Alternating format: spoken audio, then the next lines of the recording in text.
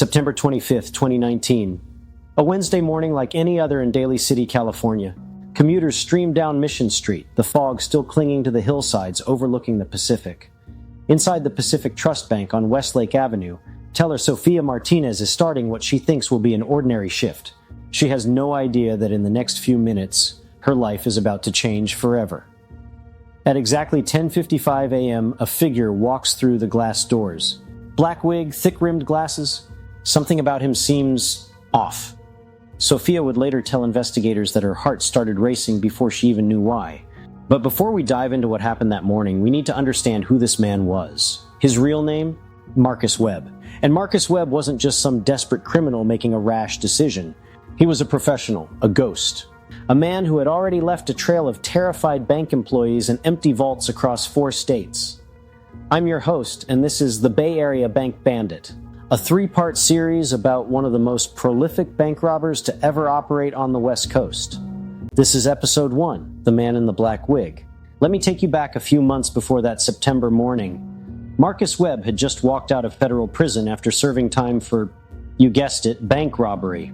Most people released from prison try to rebuild their lives, maybe find a job, reconnect with family. Not Marcus Webb.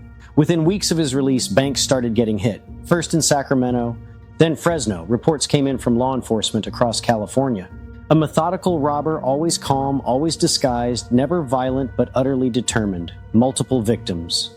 And he was heading south, making his way down the California coast like a shark following a blood trail. By late summer 2019, Webb had set his sights on the San Francisco Bay Area. The banks here were plentiful, the highways offered quick escape routes, and the dense urban landscape provided perfect cover.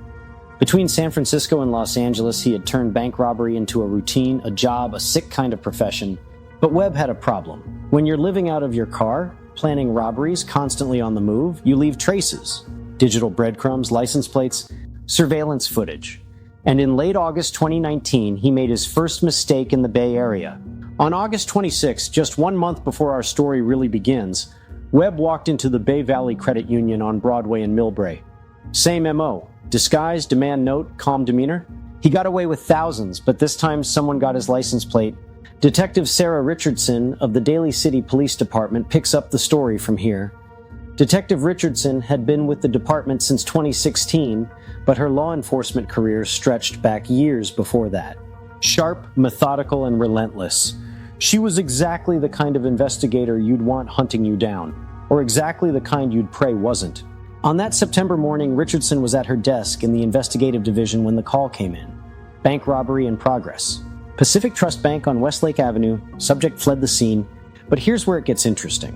While Richardson and her team were responding, the department's crime analyst was running a license plate reading software at her workstation. This software is connected to every automated license plate reader in the city. Cameras mounted on police cars, traffic lights, parking structures. Every time a plate gets captured, it runs through the system checking for stolen vehicles, wanted suspects, amber alerts. At 11:02 a.m., just 7 minutes after the robbery, an alert flashed on the analyst's screen.